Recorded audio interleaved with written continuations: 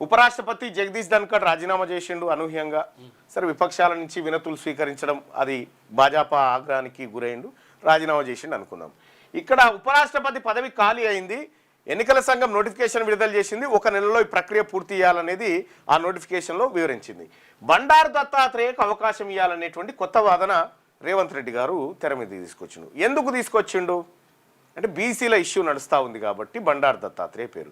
బండారు దత్తాత్రేయకు ఉపరాష్ట్రపతి పదవి ఇస్తే తెలంగాణ రాష్ట్రంలో ఉన్నటువంటి బీసీలంతా చాలా సంతోషం వ్యక్తం చేస్తారనేటువంటి వాదన. అయితే నేనంటున్న ముఖ్యమంత్రి గారు అంత పెద్దదేమొద్దు, ఈ ముఖ్యమంత్రి పోస్ట్ ఇవ్వండి చాలు బీసీలకు, ఈ ముఖ్యమంత్రి పోస్ట్ ఇవ్వండి, ఈ ముఖ్యమంత్రి పోస్టు ఇవ్వండి బీసీలకు, దీంతో చాలా సంతృప్తి పడతాం. అసలైంది ఇది.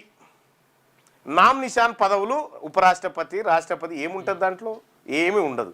అసలైన పదవులు మీ దగ్గర పెట్టుకొని ఏదో ఒడ్ల గింజల తాలు మాకీమని చెప్పి ఇప్పుడు మేమంతా కన్నీళ్లు గార్చాలి, ఆనంద బాష్పాలు గార్చాలి మీ ప్రకటన మీద.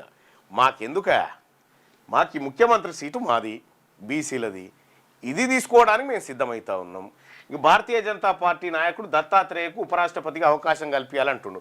ఒక పని చేయండి, దత్తాత్రేయకు ఉపరాష్ట్రపతిగా అవకాశం కల్పిస్తే ఇండియా కూటమి పక్షాలతో మద్దతు ఇప్పించే బాధ్యత నీదేనా?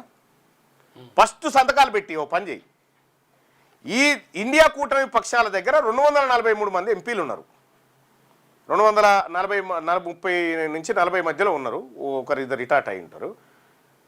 వీళ్ళ దగ్గర సంతకాలు పెట్టించి ఒకసారి ప్రధానమంత్రికి ఇవ్వండి. ఏమని, అయ్యా బండారు దత్తాత్రేయ గారు ఉపరాష్ట్రపతిగా ఉండడం మేము ఇండియా కూటమి పక్షాల నుంచి కూడా స్వాగతిస్తున్నామని వీళ్ళ దగ్గర సంతకాలు పెట్టించి రాహుల్ గాంధీ గారితో ఒక ప్రకటన చేయించు బండారు దత్తాత్రేయకి ఇవ్వమని.